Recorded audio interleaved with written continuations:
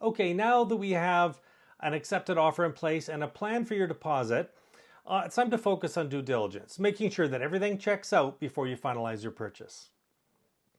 Okay, most offers allow about 10 business days or 2 calendar weeks to satisfy conditions, although in competitive situations, these timelines can be a little tighter. So here's what the process typically looks like. Financing approval. So if you need a mortgage, we'll submit your accepted offer and the data sheet on the property to your lender as soon as the offer is accepted. In some cases, the lenders may require a formal appraisal from an independent appraiser. Usually costs around $500. So an appraisal is more commonly required when your down payment is 20% or more. If your down payment is lower, mortgage default insurance will be added to your mortgage. This is Canadian law. And in these cases, the insurance companies often perform their own automated evaluation of the property instead of requiring a formal appraisal. Home inspection. So we've talked about this before. One of the most important conditions you can have.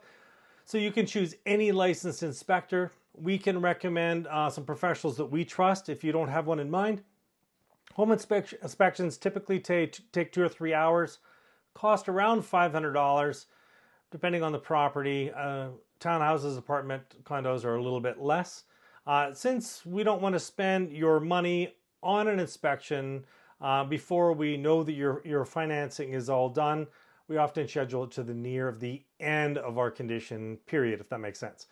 So we intend the inspection with you.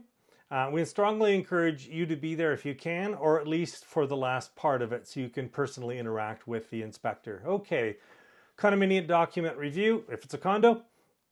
So when you're buying a condo, you're not just buying the unit, you're actually buying into the whole building or the whole complex. And the seller is typically required to present the financial records, meeting minutes, engineering studies, and some other key documents on the condominium.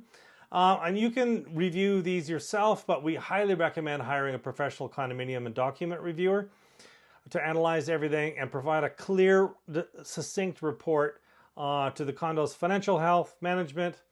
And just a bit of a bonus tip, our recommendation for most people is that once you move in, next annual general meeting, you volunteer to join the board and have some control how it's run.